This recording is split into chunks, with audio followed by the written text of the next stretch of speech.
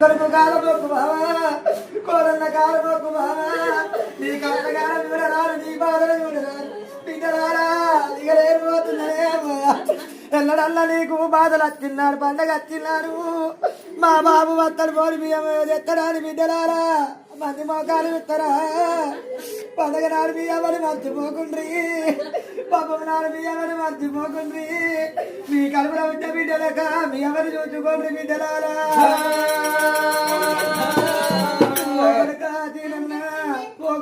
Srikanth